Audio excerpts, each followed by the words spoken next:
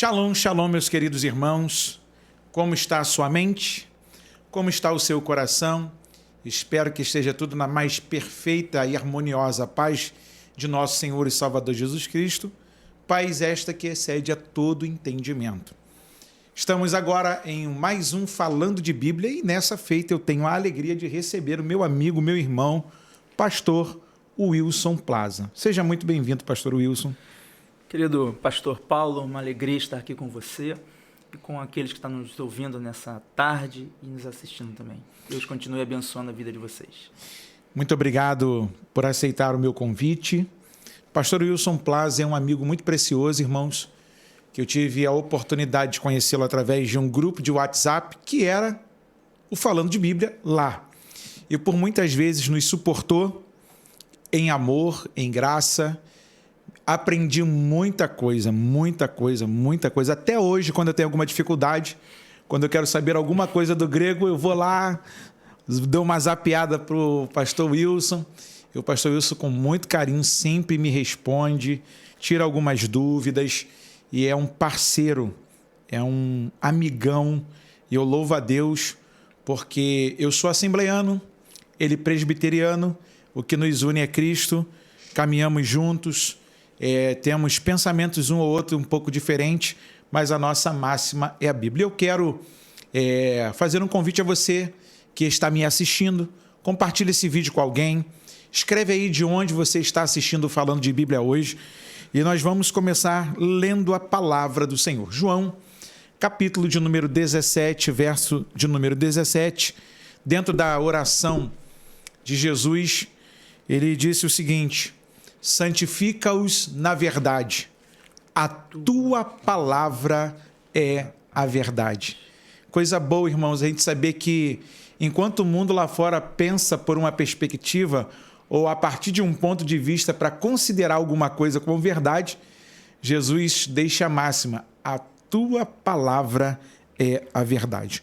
E hoje, irmãos, eu tenho aqui a oportunidade de conversar nesse bate-papo aqui do podcast, e lembrando a você que nós ficamos aí na semana passada sem o bate-papo, alguns irmãos nos cobraram. Muito obrigado pela sua interação e saber que esse bate-papo abençoa e edifica aos nossos irmãos. Vamos à primeira pergunta: o que identifica uma instituição como uma seita? Então, boa tarde. Para a gente responder essa pergunta, é importante primeiro definir a palavra seita. Opa! Tá? Seita é um termo que deriva do latim, secta, cujo significado é seguidor.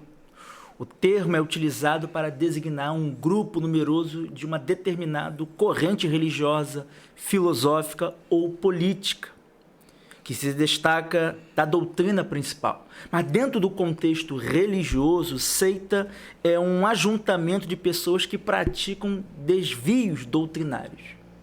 E aí eu quero dizer uma coisa, que existe milhões de religiões neste mundo. E, obviamente, nenhuma delas estão certas. E por que eu digo isso? Porque toda religião é vã, a não ser que pregue a Cristo e este crucificado. Toda religião afasta o homem de Deus, a não ser que anuncie Jesus Cristo como o único caminho para Deus. E eu aqui não quero dizer que quem faz parte de uma seita é desonesto ou mal intencionado. Muitas das pessoas que fazem parte dessas seitas são sinceros, mas caíram, foram vítimas de falsos mestres. E para evitar que isso ocorra com você, querido ouvinte, você que está nos assistindo, ouvindo, eu quero aqui destacar alguns pontos para você identificar o que seria uma seita. Em primeiro lugar, as seitas têm fonte de autoridade além da Bíblia. Enquanto os cristãos admitem apenas a Bíblia como fonte de conhecimento verdadeiro de Deus, as seitas adotam outras fontes. Algumas forjaram seus próprios livros, outras aceitaram revelações diretas da parte de Deus, outras aceitaram a palavra de seus líderes como tendo autoridade divina, outros falam ainda de novas revelações dadas por anjos ou pelo próprio Jesus. E mesmo que ainda citem a Bíblia, ela tem autoridade inferior a essas revelações. Por exemplo, o livro dos Mormons, que eu estou aqui em minhas mãos, o livro dos Mormons, eles acham que o livro do Mormon é perfeito, tem tamanha perfeição igual à Bíblia, ou seja, está tão inspirado como a Bíblia, como a palavra de Deus. Outro exemplo é os adventistas do sétimo dia. Seus adeptos têm o escrito de Ellen White tão inspirado quanto os livros da Bíblia. Seus adeptos têm dito, e aí essa frase que eu vou citar aqui está numa revista adventista que diz assim: creio que Ellen White foi inspirada pelo Espírito Santo. E seus escritos, o produto dessa inspiração, tem aplicação e autoridade especial para os adventistas do sétimo dia. Negamos que a qualidade ou grau de inspiração dos escritos de Ellen White sejam diferentes dos encontrados nas escrituras sagradas. Nós temos também os testemunhos de Jeová, né, que creem que somente com a mediação do corpo governante pode interpretar de maneira correta a Bíblia. O espiritismo kardecista também, eles não têm a Bíblia como base, mas eles usam o Evangelho segundo o Espiritismo e procuram interpretar as parábolas nos Evangelhos, o ensinamento de Jesus com perspectiva espírita, ensinada no Evangelho segundo Allan Kardec, Evangelho segundo o Espiritismo. Outro ponto aqui que eu quero destacar aqui, de como identificar uma seita: as seitas gostam de diminuir a pessoa de Jesus Cristo. Embora muitas seitas falam bem de Jesus Cristo, não consideram como sendo verdadeiro Deus e verdadeiro homem, nem como sendo o Salvador da humanidade. Reduzem o homem, Jesus, como bom, como divinizado, um espírito aperfeiçoado através de muitas encarnações, ou mais uma manifestação diferente de Deus, igual aos outros líderes religiosos, como Buda, Maomé. Frequentemente as seitas colocam outras pessoas no lugar de Cristo, a quem adoram e a quem confiam. Então, é importante identificar essas coisas para poder perceber o que é uma seita. A seita também, ela gosta de ensinar a salvação pelas obras. E aqui é interessante porque essa é uma característica universal de todas as seitas. Por acreditarem que o homem é bom e capaz de por si mesmo fazer o que é preciso para salvar sua alma, pregam que ele pode acumular méritos e vir a merecer o perdão de Deus através das boas obras praticadas neste mundo. Embora as seitas sejam muito diferentes em suas aparências externas, são iguais neste ponto. Todas elas defendem uma salvação pelas obras, coisa que as próprias Escrituras não ensinam isso. A Bíblia diz que a salvação é pela graça mediante a fé. E isso não vem de vós, é dom de Deus. Gente, isso é Bíblia. Eu fui rechaçado aí alguns vídeos atrás, me chamaram de reformado, outros irmãos falaram: não vou mais assistir essa programação aí, esse pastor aí, ele é reformado. Meu irmão, vamos pela Bíblia. Quando a Bíblia ela é a verdade absoluta, a gente entende que nenhum arrazoado meu ou de qualquer outro, né, vai fazer diferença. Mas quando a Bíblia coloca a sua verdade exposta, é como o pastor Wilson está falando aqui agora, a verdade de Deus ela é incontestável. Ela é incontestável. E eu acredito que muitas igrejas, às vezes, se comportem de forma assim, involuntária, como uma seita. Sim. Quando elas colocam... E aí a gente olha para a igreja moderna, principalmente a brasileira, que é cheia de super-heróis, super líderes, onde as ovelhas estão tomando conta do pastor e não é mais o pastor que toma conta da ovelha. É uma troca de função e os caras não sentem que são diminuídos e eles têm que fazerem tudo pelo mérito. Não é verdade? Pois é. Mas... Só uma outra característica da seita, né, é a posição exclusivista dela na salvação. Para a seita, só quem vai ser salvo é aquele grupo que faz parte deles, os membros daquele grupo. fora daquele grupo, para eles não há salvação, coisa que as Escrituras também não ensinam. A Bíblia diz bem claro que a salvação é por meio de Jesus Cristo, mas o homem tem que se arrepender dos seus pecados e crer em Jesus Cristo como Senhor e Salvador. Independente da sua denominação cristã, se você se arrepende dos seus pecados, confessa a Cristo como Senhor e Salvador, é salvo por Cristo. Então, bem diferente do que as seitas defendem, uma ideia de salvação exclusiva só para aquele grupo fechado. E é interessante porque, às vezes, a gente tem ideia muito rasa, né? Porque a gente quase... Por exemplo, eu estou do lado de cá, no meio dos pentecostais, e às vezes a gente só para observar uma coisa ou outra quando alguém insistentemente começa a nos persuadir quanto àquela questão. E você brilhantemente, meu amigo, tem exposto aqui para nós sobre a questão de como identificar uma seita e, de fato, o seu papel. E você falou uma coisa que a gente precisa voltar a falar, e eu gosto da fala do reverendo Antônio Carlos da Costa, quando ele diz que a igreja brasileira tem deixado muito Moisés no centro, Elias e outros personagens mais, e tirado Jesus da centralidade do culto. Eu vou falar sobre isso. Você concorda com ele, meu amigo? Concordo. Eu vejo isso também. A igreja, ela dá muito destaque a muitas outras pessoas e pouco Jesus. O culto parece mais um culto antropocêntrico do que um culto cristocêntrico. E aí isso acaba criando várias aberrações dentro do culto para o Senhor. Quer expor mais alguma coisa dentro da instituição identificada como seita? Tranquilo? Tá, tranquilo.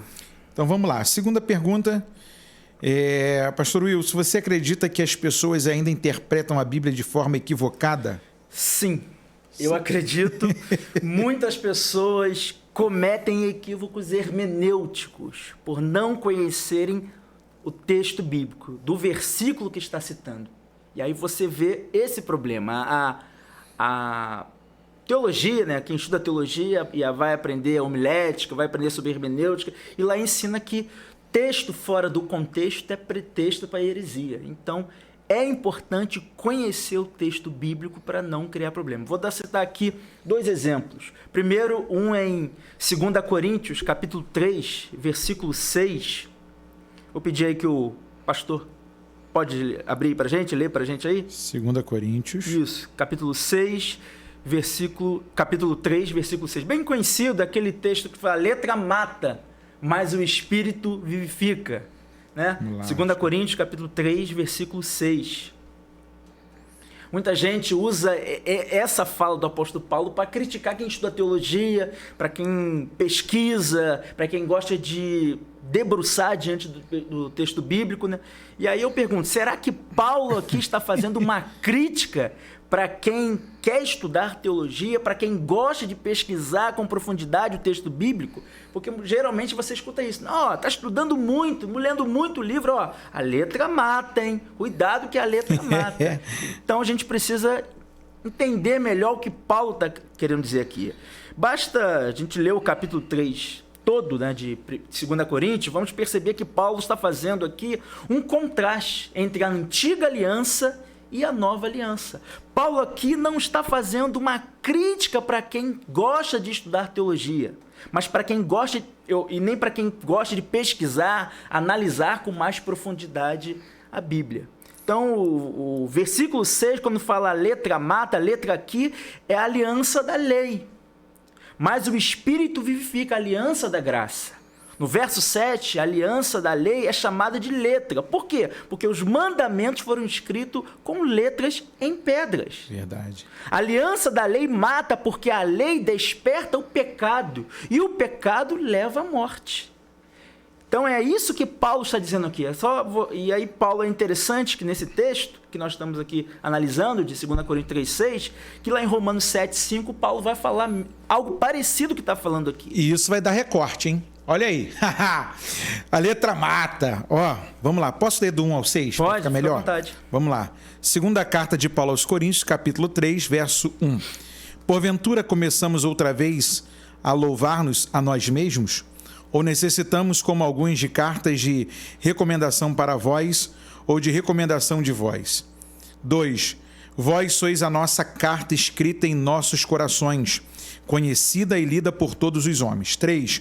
Porque já é manifesto que vós sois a carta de Cristo, ministrada por nós e escrita, não com tinta, mas com o Espírito do Deus vivo, não em tábuas de pedra, mas nas tábuas de carne do coração. 4. E é por Cristo que temos tal confiança em Deus. 5.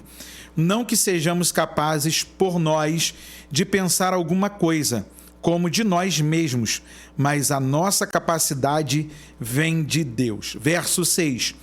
O qual nos fez também capazes de ser ministros de um novo testamento, não da letra, mas do Espírito, porque a letra mata e o Espírito vivifica. E aí no verso 7, lê pra gente o verso 7. E se o ministério da morte, gravado com letras em pedras, veio em glória, de maneira que os filhos de Israel não podiam fitar os olhos na face de Moisés, por causa da glória do seu rosto, o qual era transitória. Verso 8. Como não será de maior glória o ministério do Espírito? Então, meu irmão, por favor, não usem esse versículo para fazerem uma dicotomia entre o conhecimento doutrinário e uma vida piedosa de oração. Repetindo, Paulo, neste versículo, 2 Coríntios 3,6, está fazendo um contraste entre a antiga aliança e a nova aliança. É isso que Paulo está tratando aqui.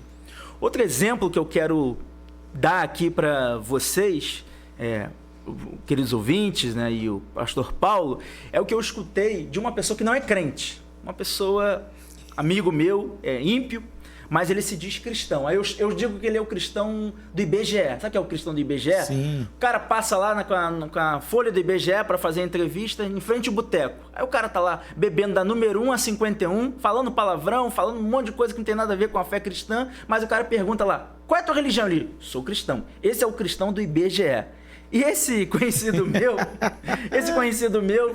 ele tem um viés ideológico de esquerda. Aí ele citou o texto de Mateus capítulo 26, versículo 52, para dizer, olha, Jesus aqui é contra o armamento, porque esse texto aí é aquele texto que narra que quando Jesus vai repreender o apóstolo Pedro, por Pedro ter cortado a orelha lá do homem lá, aí cria aquela confusão toda. Aí eu falei, não, meu amigo, o texto não está dizendo isso, Jesus aqui não está dizendo nada contra desarmamento, nada disso, o texto aí é bem claro. Vou pedir que o nosso querido pastor Paulo Nascimento leia para a gente aí. Falando de Bíblia, Mateus capítulo 26, verso 52, então Jesus disse-lhe, embainha a tua espada, porque todos os que lançarem mão da espada, a espada morrerão. Então aqui, né, nós vemos aqui, olhando para o contexto, né, que nos versos 36 a 30, Jesus aqui está celebrando a ceia do Senhor. Nos versículos 31 a 35, Jesus vai dar aquele aviso a Pedro, que você vai me negar. Aí Pedro vai dizer, não vou te negar, não sei o quê. Jesus vai me negar sim.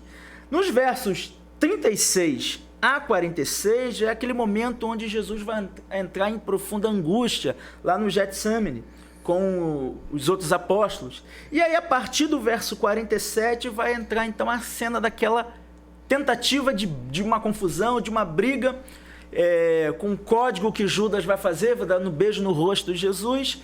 Aí, quando os homens chegam lá para capturar Jesus, Pedro vai se levantar, saca uma espada e corta a orelha lá do cidadão. Aí, ele citando esse texto, falou, não, aqui, ó, Jesus era contra o armamento, ele está defendendo o desarmamento, mas não é isso que o texto bíblico está dizendo. Aqui, Jesus vai repreender a Pedro, porque Pedro, de alguma forma, estava tentando impedir de Jesus ir para a cruz.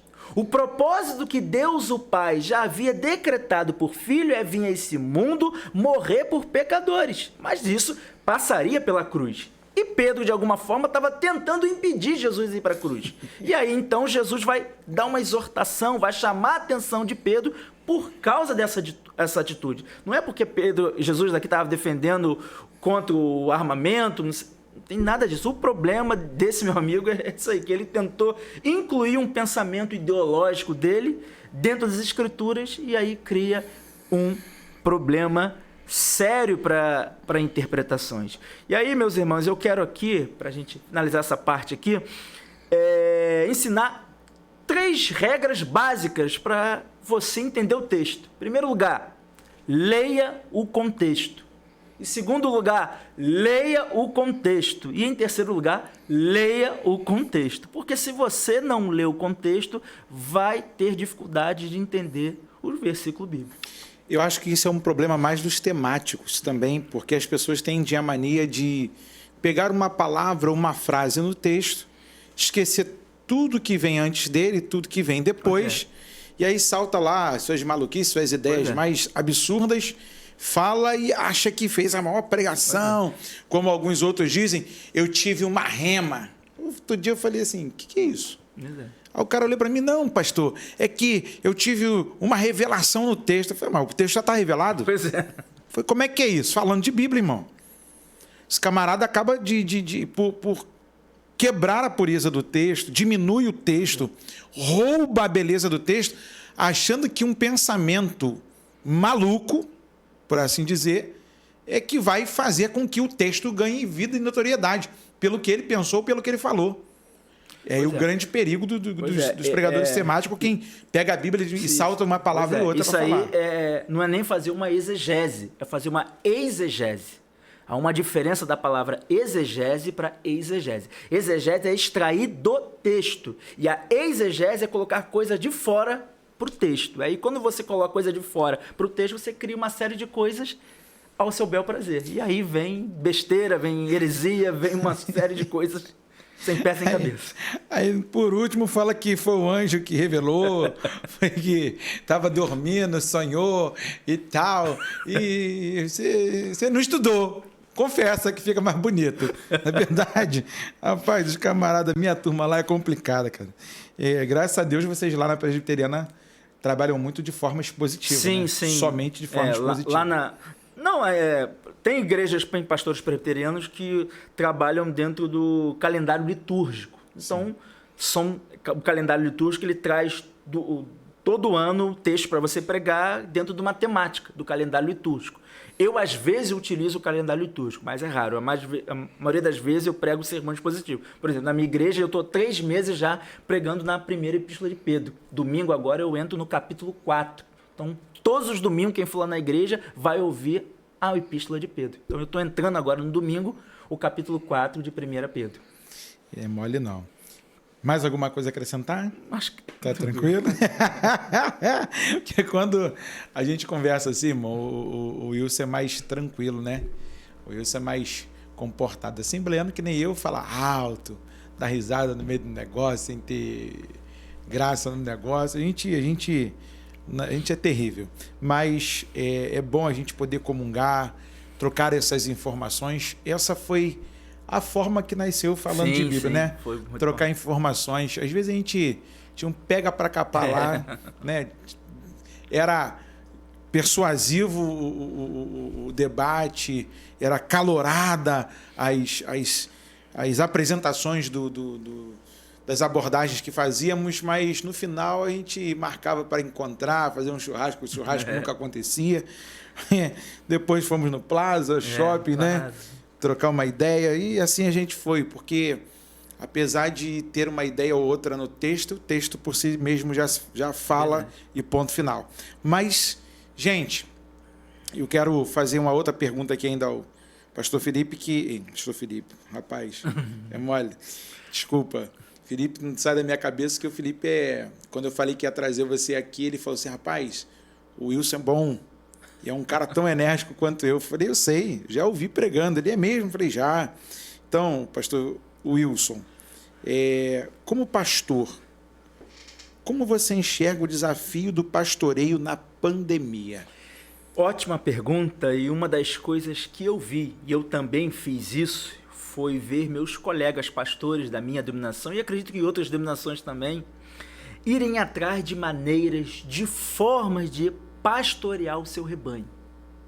Foi um desafio, está sendo um desafio para todos nós trabalhar dentro desse contexto de pandemia. Então eu diria que a internet foi para nós o que Gutenberg foi para Lutero. Gutenberg foi o inventor da imprensa, lá no século XVI. A imprensa contribuiu de forma decisiva para a reforma protestante. E a internet está contribuindo para nós de uma forma decisiva para o trabalho pastoral na pandemia. Então, para mim está sendo um desafio. Eu fiz muito, minha igreja ficou 2 anos fechada. 2 anos, ficamos fechados, e eu fiz muitos aconselhamentos por telefone, reuniões de oração pela internet, pregação pela internet, estudo bíblico pela internet, e aqui no Brasil nós temos aquele drama, né? Quando você está usando a internet, do nada ela cai, pum. E aí você tem que ter aquela paciência, o membro lá da igreja tem que ter aquela paciência. Então, esse foi o desafio que eu tive, que amigos meus também estão tendo nessa pandemia. Uma pergunta fora desse nosso script. Você acredita que a internet está possibilitando uma argumentativa bíblica que esse evangelho do reino deve ser pregado a todos? Eu acredito que sim. É uma ferramenta? É uma ferramenta, eu acredito que sim. A internet está sendo um instrumento de Deus para que a gente consiga evangelizar, mandar o evangelho, as boas novas para a gente de várias partes do mundo, vários lugares. Então está sendo, quando ela é bem usada, é uma benção. E assim, Pastor Wilson, como é que foi para você esse primeiro choque de que estávamos limitados, né? Porque a gente gosta da comunhão, de estar com os nossos irmãos, e nem todo mundo, né, tem a tecnologia. Um aparelho bom para poder assistir lá a live, poder se comunicar. Como é que foi essa questão de aproximação? Tirar aquela barreira, né? De que tem igrejas que o membro quase não pode falar com o pastor, né? O que você quer falar? Tem que passar por uma triagem agora. Sangue de Jesus tem poder, irmão. Pois é. Como é que é isso? Se você foi chamado para pastorear, deixa as ovelhas chegar perto de você. Pois é, verdade. Não, tem que fazer uma triagem. Tem que ter cheiro de ovelha. Tem que ter cheiro de ovelha.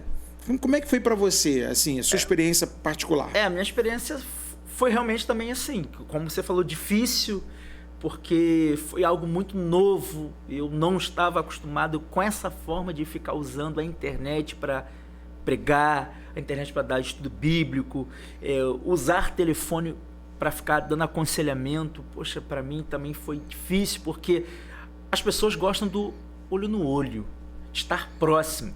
E aí você, no aconselhamento por telefone, parece que falta alguma coisa ainda. Então, é só a graça de Deus ali para poder ajudar quem está te ouvindo, ajudar quem você está aconselhando por telefone, porque realmente foi complicadíssimo isso. Lá na IPB é diferente da Assembleia. A Assembleia, quando você está pregando, ela te dá um feedback.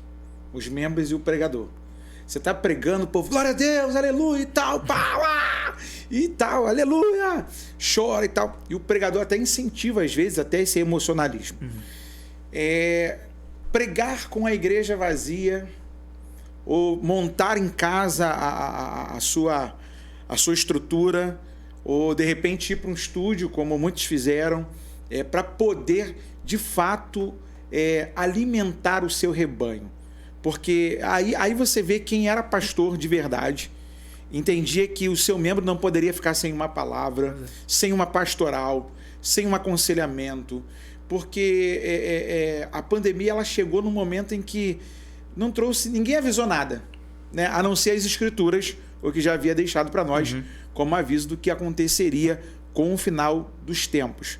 Mas nenhum dos meus pesadelos mais horrorosos eu imaginei que eu ia ficar distante, ter que seguir tantos protocolos, e no final você vê que perdemos muitas pessoas, choramos com muitos irmãos, e vai um abraço aqui para todos os irmãos que nos assistem aqui através do Falando de Bíblia, você que passou por alguma perda, você que está com algum parente internado. A nossa oração é que o Espírito Santo traga consolo a você, traga força para a sua alma nesse momento tão dificultoso em que nós estamos à mostra de que somos frágeis, somos de barro, nossa natureza é limitada.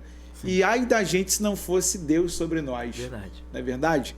Como é que ficou para você assim, ver... Para mim foi assim, complicado, porque eu tive que me adaptar dentro da minha casa, criar mais ou menos um estúdio para pregar, e minha esposa me ajudando na filmagem e tal, no celular. Outras vezes eu fui à igreja sozinho para usar por ali, pregar ou mandar alguma mensagem para os membros da igreja, dentro da igreja mesmo. E foi assim, dolorido, você chegar na igreja no domingo e não ter ninguém. Uma coisa também que eu fiquei com o coração muito apertado, os 2 anos que minha igreja ficou fechada, nós ficamos 2 anos sem celebrar ceia. Na igreja presbiteriana nós não celebramos ceia pela internet, como ceia online, né? A igreja não permitiu fazermos isso. Então isso também mexeu comigo, eu sinto muita falta, eu gosto muito do momento da ceia. Como é que é isso para você? Essa experiência do pastor que está aqui desse lado de cá, igual nós estamos agora. E aí pegar o pão, pegar o suco de uva, falar, esse é o pão que representa o corpo de Cristo, este é o suco da uva, o fruto da vide, que representa o sangue de Cristo. Pega o seu pão aí agora, né? Ou então, como os outros falavam, pega o seu copo com água, vamos à prece milagrosa. Vamos lá. Como é que você enxerga essa questão? Não seria válido? Para mim, eu tenho muita dificuldade disso, porque eu vejo nas escrituras o momento da ceia, as pessoas juntas, compartilhando junto do pão ali. Então, essa forma, ceia online, eu tenho muita dificuldade de... Porque o momento da ceia é o momento de você estar ali ligadão com Deus, é momento de estar com... E em casa não é assim. Você está celebrando a ceia, mas tem alguém te chamando, você acaba se distraindo. Para mim, celebrar a ceia dessa forma, E tem gente que ainda viu mais, né, eu batizando online, jogando água pela tela, pela madrugada. São exageros absurdos do meio da questão do que aparece. Mas uma outra pergunta fora do nosso script. Assim, num bate-bola, fica à vontade, não quiser responder. Só na igreja presbiteriana, né, nas igrejas reformadas, nós cremos em 3 meios de graças. Então, nós cremos o meio de graça, a oração, o meio de graça, a palavra e os sacramentos. Então, embora a minha igreja ficou 2 anos fechada sem celebrar ceia, nós não ficamos sem os 2 meios de graça. Ficamos sem um meio de graça, que é a celebração da ceia. Mas os outros meios de graça, como oração e pregação, que cremos que alimenta espiritualmente o povo, isso a igreja teve. Então, deu assim para aliviar um pouco, mas realmente, para mim, era angustioso ficar sem o momento da ceia, sem o momento de estar celebrando a ceia do Senhor. Alguns desigrejados chegaram a dizer que a pandemia veio para provar que não era necessário ir à igreja. Eu não concordo com isso. Eu acho que se é crente, tem que estar na igreja. Eu acho que o texto lá de Hebreus é bem claro, não deixar de congregar como é costume de alguns. Então, se você é crente, entendeu quem é Cristo na sua vida, você terá prazer de estar inserida no corpo de Cristo, que é a igreja. Esse negócio de Cristo em casa, não, vou ficar eu não concordo com isso, não vejo base bíblica nenhuma. Se é crente, vai à igreja, participa dos trabalhos da igreja, na comunhão com os irmãos, um orando pelo outro. Esse negócio de desigrejado, eu não concordo com isso. Então a gente pode dizer que um membro fora do corpo está morto. Tá. Espiritualmente ele fica morto, né? Porque a igreja, o corpo de Cristo está ali para ajudar um com o outro, né? Chorar com aqueles que choram, se alegrar com aqueles que choram. E até o momento da celebração da ceia do Senhor é assim, né? No momento lá você troca o cálice, troca o pão com o irmão e o cara sozinho vai fazer isso como? Então porque tem muita gente hoje tentou usar essa argumentativa para provar de que nós não dependemos de um templo, de um lugar para ir, nós somos a igreja e tal, mas na verdade é aquilo que o amigo acabou de expressar. Como é que eu vou desfrutar desta comunhão que Deus nos deu? Sim. Né, com o meu irmão. Compartilhar as nossas causas, as nossas queixas, orar um pelo outro, chorar com os que choram, como disse Paulo, alegrar-se com os que se alegram, suportar um ao outro em amor. Porque tem muita gente que gosta, né, de estar sozinho. Geralmente o desigrejado é aquela pessoa que teve algum problema na igreja, né? Se decepcionou com alguém ou com um pastor da igreja, com um líder lá da igreja, e aí resolveu chutar o balde, aí não quero mais estar em igreja nenhuma, quero ficar sozinho. Eu acho que esse não é o melhor caminho.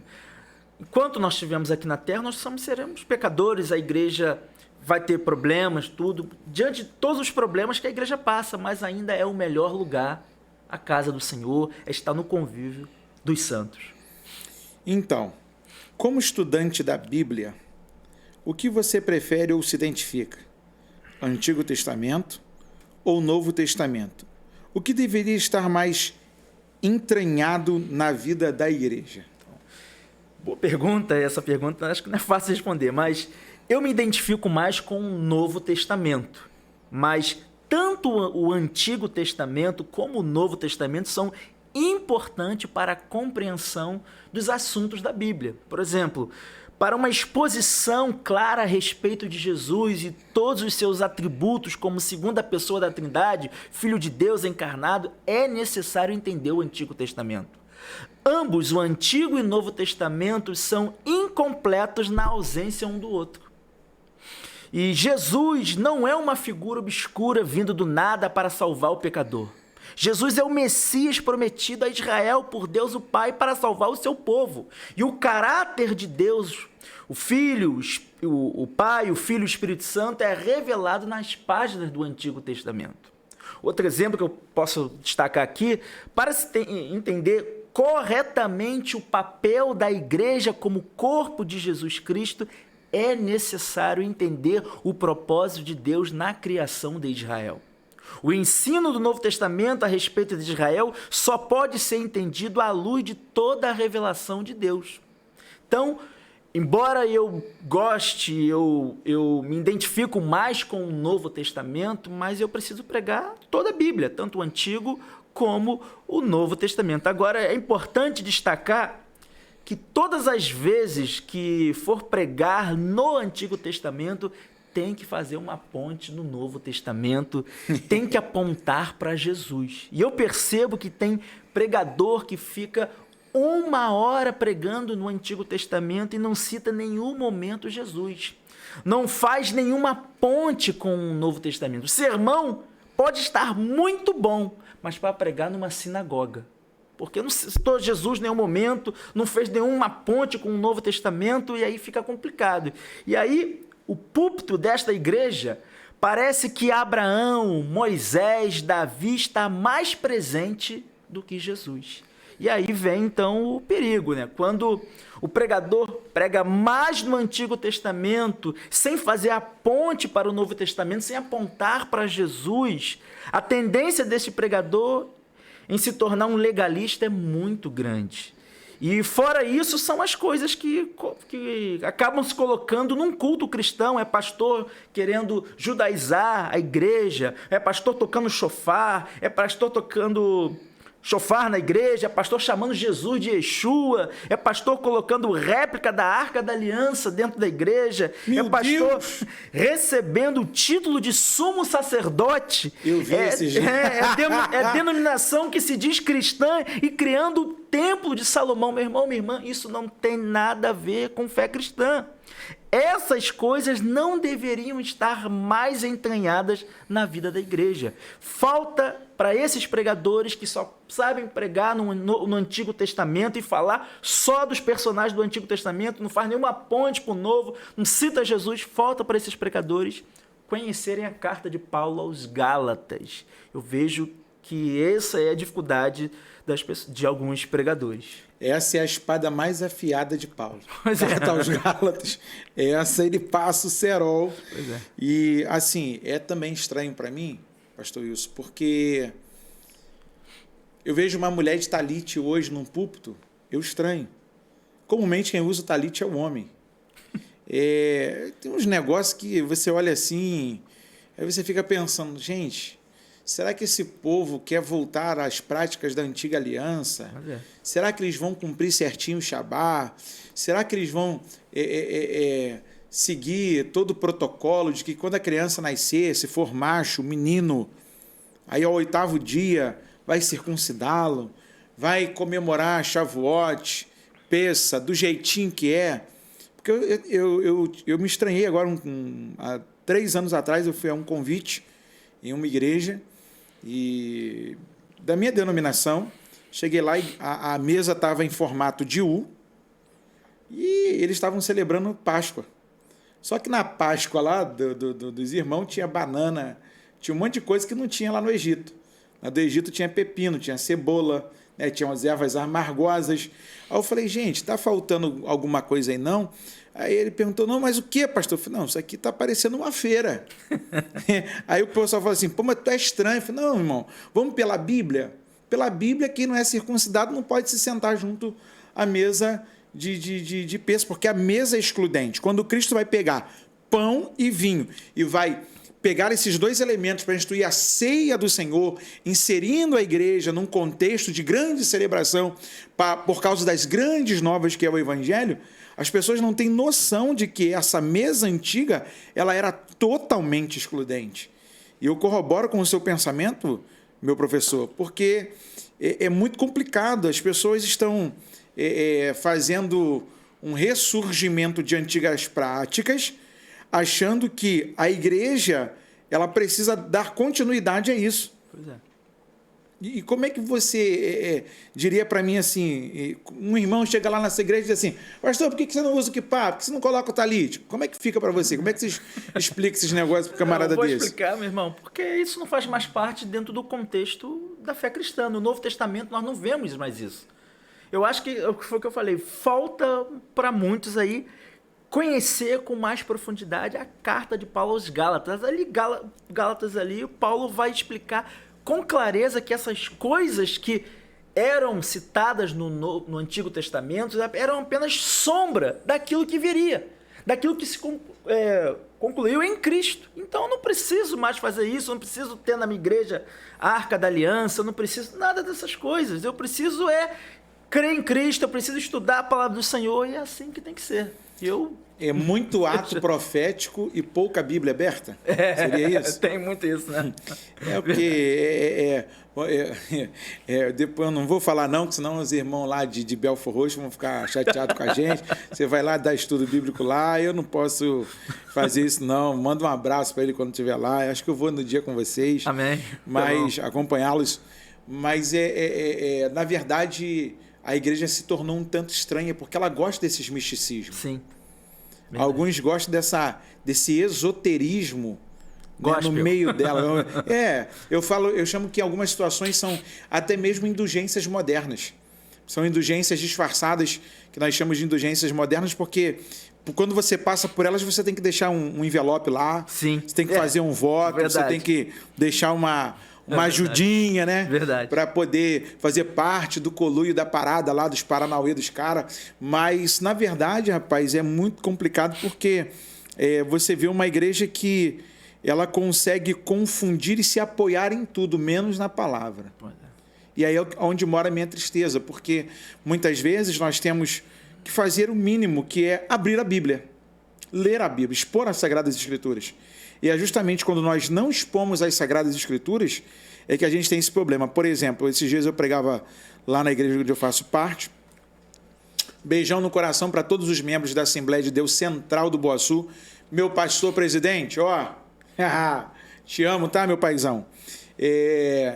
Poxa, eu falava sobre a primeira e a segunda carta de Paulo aos Coríntios, Romanos e Gálatas.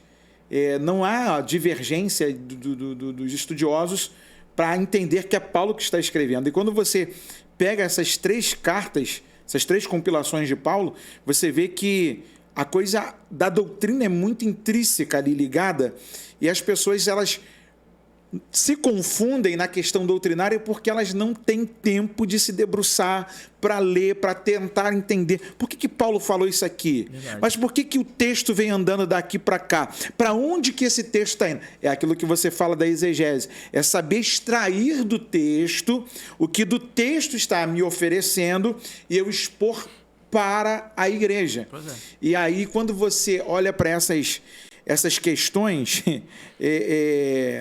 a gente fica assim, rapaz... A função do pregador é essa. O pregador ele tem que gastar tempo no texto, ter boas ferramentas para conseguir estudar melhor o texto, com bons comentários. Essa é a função do pregador. O pregador tem que, ao subir ao púlpito, tem que saber o que vai falar, tem que já ter estudado. Nesse negócio, vou abrir e vou sair falando qualquer coisa, é complicado. Meus irmãos, eu quero lembrar a você que nós temos o nosso link na descrição desse vídeo. Você pode enviar o seu vídeo com uma pergunta, falando o seu nome, identificando da cidade onde você está ou país. Quero mandar um abraço, aproveitando o momento, para os irmãos da Espanha, de Málaga, Barcelona, Madrid, que estão conectados junto com o Falando de Bíblia. Os hermanos de la Argentina, da província de Argentina, Deus vos bendiga muitíssimo. Beijo em tu coração. Pastor Marcelo Olibastro, grande amigo, grande abraço acá desde Brasil, meus irmãos da Suíça, meus irmãos de Portugal, meus irmãos da Áustria, meus irmãos da Itália, tanto em Milão quanto em Roma, como em outras partes, em Verona, da Itália, também estão conectados a nós. E eu quero lembrar a você, daqui do Brasil, espalhado por toda a nossa confederação, olha, minha gratidão pela sua interação. Temos recebido muitas perguntas, Pastor Wilson, aqui no Falando de Bíblia, e tem horas que as perguntas são difíceis de responder, não são tão fáceis assim, mas quando a gente for respondendo, irmão, aproveita aquele momento, compartilhe o vídeo com alguém, coloca esse canal conhecido para que outras pessoas conheçam. E eu quero lembrar a você que de repente quer ser um parceiro, quer ver a sua logomarca passando por aqui na nossa telinha. Um abraço para o meu irmão Marquinhos da Efraim, da Motopeças, tanto na Trindade quanto em Nova Cidade, aqui em São Gonçalo. Quero mandar um grande abraço para os meus irmãos e amigos supervisores lá da Viver Melhor Corretora, que é o Leandro Borba e a Vanessa Neves. Tem um link na descrição desse vídeo que você vai encontrar o contato desse pessoal e você pode fazer contato com a gente para a sua marca também passar por aqui. Eu apenas dei um fôlegozinho aqui para o meu amigo entrevistado de hoje, que é o pastor Wilson Plaza, da Igreja Presbiteriana do Brasil, aqui em São Gonçalo, Rio de Janeiro. E lá vai a nossa próxima pergunta. Essa é fácil, eu sei que tu vai responder. Continuista ou cessacionista? Dentro da sua visão, explique-nos um pouco o porquê você segue essa visão. Eu me identifico no meio entre esses duas nomenclaturas. Eu me considero como um semi-cessacionista. Semi? Por quê? Porque eu creio que o Espírito Santo continua ainda hoje dando à igreja a maioria dos dons mencionados nas Escrituras. Gente, presta atenção aqui. Essa é a primeira vez que você ouve esse termo. A gente sempre ouve, né? Cessacionismo e continuismo. E agora eu vou deixar essa câmera aqui totalmente para você, pastor Wilson. Arrebenta, faz a sua exposição. Semi-cessacionista, você sabe que o Reginaldo vai me atribular, vai mandar mensagem, vai falar, que é isso? Não pode? Ou ou não é? Ou é arminiano, ou é calvinista? Aí, respondendo a galera aí, irmãos, é lógico que, teologicamente, como estudante da Bíblia, observador da Bíblia, a gente, uma hora e outra, escolhe uma corrente teológica para seguir. Isso não é pecado, tá? Para você que acha que é pecado, isso não é pecado não, irmão. Porque teve pessoas que se debruçaram muito antes de nós e deixaram o seu legado, escreveram, se debruçaram, doaram a sua vida, doaram o seu tempo, morreram por aquilo. exaustivamente trabalharam para que a Bíblia estivesse sendo exposta para nós no seu sentido mais puro. E aí o nosso amigo reverendo Wilson aqui vai falar, né? Ele já escolheu o lado dele. Eu botei aqui, continuista ou cessacionista, e por que você escolheu? Ele fala até que é um... Semi-cessacionista. Mas por quê? Esse termo cessacionista, ele é muito mal compreendido. Sim. Quando uma pessoa fala, você é cessacionista, o cara traz a ideia que ele não acredita que acabou todos os dons. E não é isso que o cessacionista defende. Quando ele diz que ele é cessacionista, ele está dizendo que ele não está dizendo que ele não crê que todos os dons acabam. Não, alguns dons cessaram, mas outros continuam em plena atividade. No Novo Testamento, há 3 passagens especiais que apresentam lista de dons espirituais. A primeira está lá em Romanos, capítulo 12, versículo 6 a 8, que menciona lá 7 itens, 7 dons destacados por Paulo. Primeiro, Paulo fala sobre profecia, né? O primeiro dom lá que Paulo destaca em Romanos 12. Então, o profeta era alguém que recebia a revelação direta de Deus e as transmitia aos homens de forma inerrante e infalível. No Novo Testamento, as revelações proféticas eram predominantemente doutrinárias. Ou seja, os profetas revelavam verdades divinas ocultas a outras gerações. Essas verdades eram também chamadas de mistério, como está em Efésios capítulo 3, versículo 4 e 5. Raramente os profetas traziam revelações sobre o futuro, sobre a vida particular de alguém. E ao que parece, só faziam isso quando a revelação tinha algo de impacto sobre a igreja, como nós vemos lá em Atos capítulo 11, versículo 28, Atos capítulo 21, versículo 10 e 11. Os profetas tinham como função primária lançar as bases doutrinárias, a ética, o funcionamento da igreja. Está lá em Efésios capítulo 2, versículo 20. Como essas bases foram todas lançadas nos tempos dos apóstolos, os profetas deixaram de existir, já no final do 1º século. Então, o dom de profecia, portanto, não existe mais. Então, eu diria que o dom de profecia ele está dentro de um grupo de dons chamado de dons extraordinários.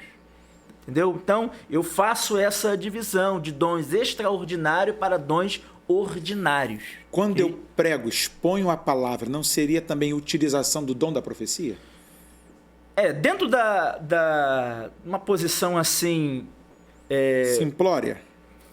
Poderia dizer que sim. Entendeu?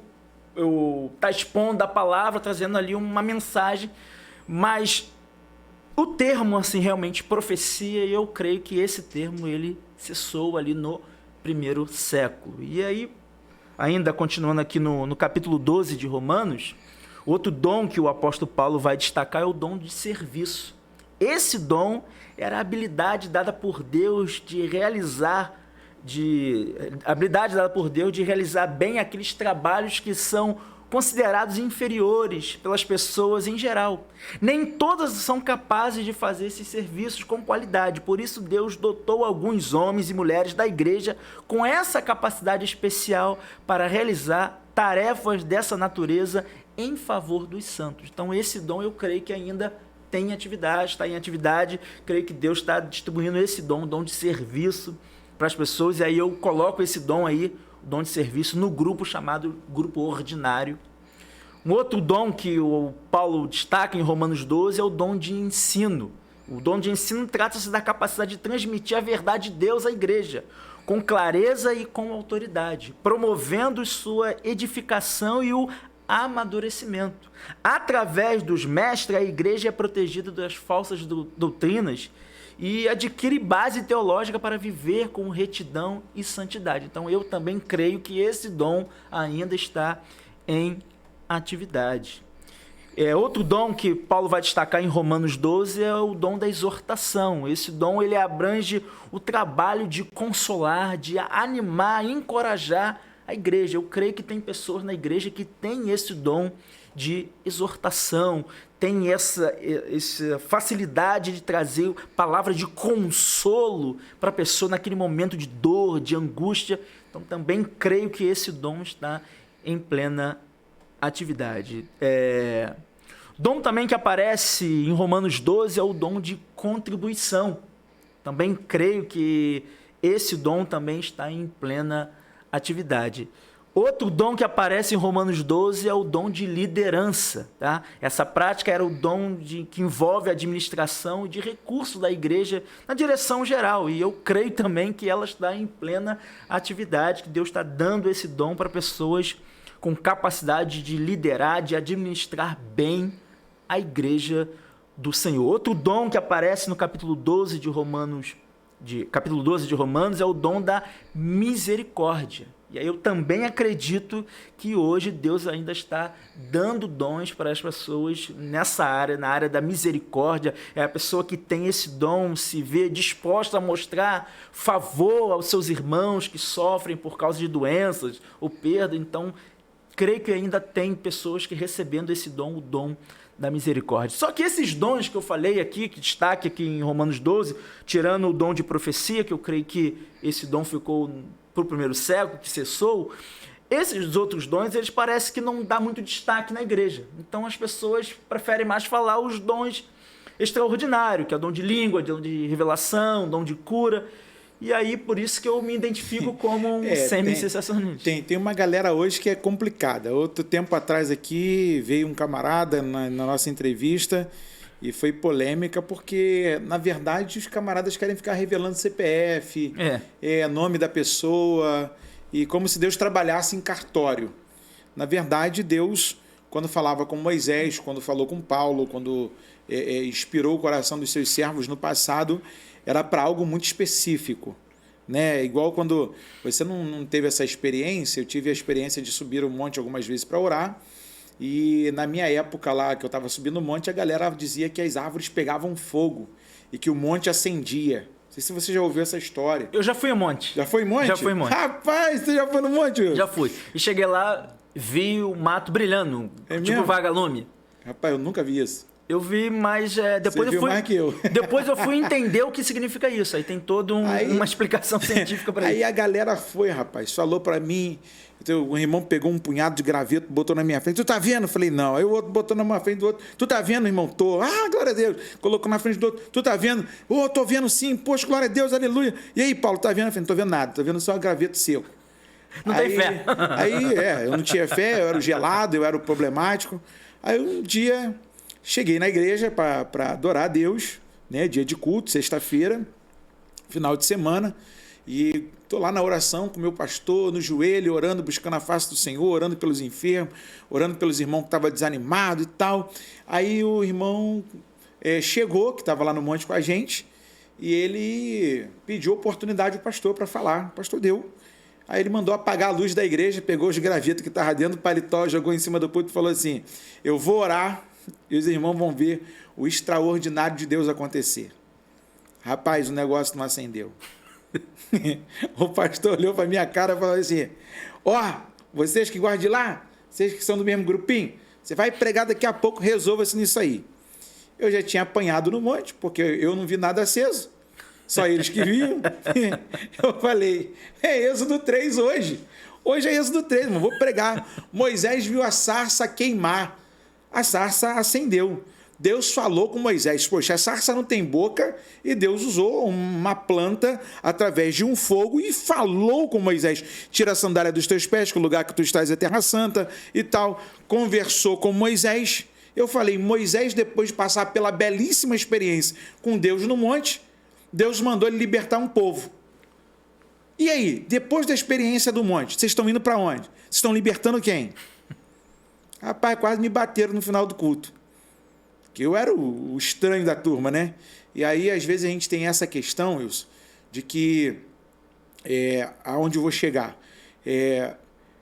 Não é que eu negue aquilo que eu faço parte. Eu creio em muitas coisas, só que tem coisas que são muito absurdas. E quando você vai fazer um paralelismo bíblico, você olha assim e fala assim, rapaz, Aconteceu sim, tem até na Bíblia, mas quando aconteceu, houve a grande transformação e a libertação do povo. Agora, esses caras não libertam assim nem dos seus maus pensamentos? Aí fica complicado. E aí a pergunta é, quando eu descreio de apenas um único dom na listagem bíblica, eu posso ser considerado um cessacionista? Pode. Sim. Pode. Se eu Porque o continuista é a ideia de cara crer em todos os dons, todos. Todos eles têm que estar em evidência. O cessacionista, ou melhor, o semi, como eu prefiro usar, é aquele que acredita que alguns dons estão em atividade, mas outros não. Ok. E aí esses que não estão em atividade, eu acredito que está na categoria de dons extraordinários, entendeu?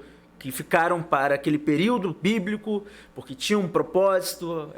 Agora que a igreja já está estabelecida, eu creio que Deus fala por meio da sua palavra, mas isso não significa que eu estou limitando. Não, Deus é Deus. Se ele quiser agir, Ele vai agir, mas eu creio que esses dons extraordinários ficaram para o período bíblico. Meus queridos, como o tempo voa, como o tempo passa rápido, nós estamos chegando ao final desse bate-papo aqui, do podcast de hoje, e eu tenho a alegria de receber o meu amigo, pastor Wilson Plaza, Igreja Presbiteriana do Brasil. Nosso programa aqui é interdenominacional.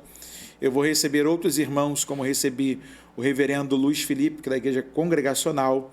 Vou receber o pastor Sandro, daqui a alguns dias, da Igreja Nova Vida, aqui de Santa Catarina, em São Gonçalo. Vou receber pastor Idauro Campos daqui a pouco para falar sobre o movimento dos desigrejados no Brasil. É um baita expoente também. E hoje eu tenho a alegria de receber o meu amigo Wilson Plaza. Quero agradecer a ele pela disponibilidade, agradecer a sua igreja lá que liberou o seu pastor para estar aqui comigo, sua esposa, sua família, né, que entendeu esse momento aqui com a gente. Muito obrigado. E aí vai a última pergunta para a gente encerrar o nosso bate-papo de hoje. Não é nem uma pergunta, né? É mais uma estimativa de incentivo. Deixe a sua mensagem para os irmãos que nos assistem nesse momento aí de pandemia. Beleza, minha mensagem é para você, meu irmão, minha irmã, que você estude a palavra do Senhor, que você conheça a palavra do Senhor, que você tenha a oportunidade para comprar bons livros, bons comentários, para que você, então, venha se aperfeiçoar mais no conhecimento da palavra de Deus, mas que você também não deixe de lado a vida de oração, a devocional, estudo do conhecimento da palavra de Deus e oração caminham juntos. São os dois combustíveis do crente, né? Verdade. Oração e leitura da palavra. Então eu quero deixar essa mensagem para você. Também quero deixar a mensagem para os irmãos que estão aí nessa luta, nessas dificuldades por causa da pandemia. E aí eu quero deixar para você o texto lá de Marcos, capítulo 5, versículo 35, quando Jesus diz lá para Jairo: não temas, crê somente. Amém. Então, que você fique com essa palavra. Você está passando por lutas, dificuldade, não temas, crê somente. Vamos ao momento da oração. Nosso Deus e nosso Pai, nós te glorificamos, te exaltamos, te rendemos ações de graças pela tua bondade, pelo zelo da tua fidelidade. Obrigado pela alegria da salvação, obrigado porque temos o nosso nome escrito no teu livro, obrigado pelo sacrifício da cruz, obrigado, Senhor, porque temos o Senhor à nossa frente, guerreando as nossas guerras, trabalhando de forma extraordinária, sobrenatural, sobre a vida dos nossos. Obrigado pela vida do meu irmão, pastor Wilson Plaza. Quero colocar aos seus cuidados toda a sua família, Senhor, o seu rebanho que está lá debaixo dos seus cuidados, que o Senhor continue inspirando o seu coração, iluminando a sua mente, para que o mesmo, ao abrir da sua boca, continue sendo um canal de bênção para a igreja do Senhor. Amém, e para com a sua casa. Continua suprindo as suas necessidades, continua fazendo os teus feitos notórios através do chamado que o Senhor deu ao teu filho. Obrigado pela vida desse meu irmão que nos acompanha através desta programação do Falando de Bíblia. Eu não sei quais são as suas angústias, eu não sei quais são os seus medos, eu não sei quais são os seus pavores, os seus terrores, eu não sei qual é o motivo da sua inquietação, mas eu sei que o Espírito Santo, que se move em nós, por nós e através de nós. Senhor, realize as tuas obras. Tu és o mesmo ontem, hoje e eternamente. Tu és o Deus que está aqui conosco. Tu és o Deus que está lá com este teu filho e com esta tua filha. Honra a fé deste teu filho, honra a fé desta tua filha, Senhor, que se aproxima diante de ti para suplicar, ó Pai, pelo bem-estar da sua casa, da sua família, pela saúde física e pela saúde espiritual do seu lar. Continua abençoando a muitos e tantos pastores, Senhor, espalhados neste mundo, missionários, pregoeiros, Senhor, a tua igreja espalhada sobre a face da terra. Guarda o teu povo do mal, do perigo, do homem sanguinário, do homem perverso, e que em todo tempo possamos glorificar o teu nome pela grandeza do teu poder e pela majestade da tua glória. Amém. Pelos teus feitos gloriosos em nós, através da multidão da tua misericórdia. Obrigado por tudo, no nome santo de Jesus. Amém e amém. Lembrando a você que nós continuamos respondendo algumas perguntas. Não deixe de enviar o seu link, o seu vídeo, na verdade, no link na descrição do vídeo, pois com muito carinho, com muita alegria, nós vamos responder falando de Bíblia. Deus te abençoe, que o Senhor em Cristo continue realizando suas obras sobre a sua vida. Shalom, shalom. Paz seja sobre ti.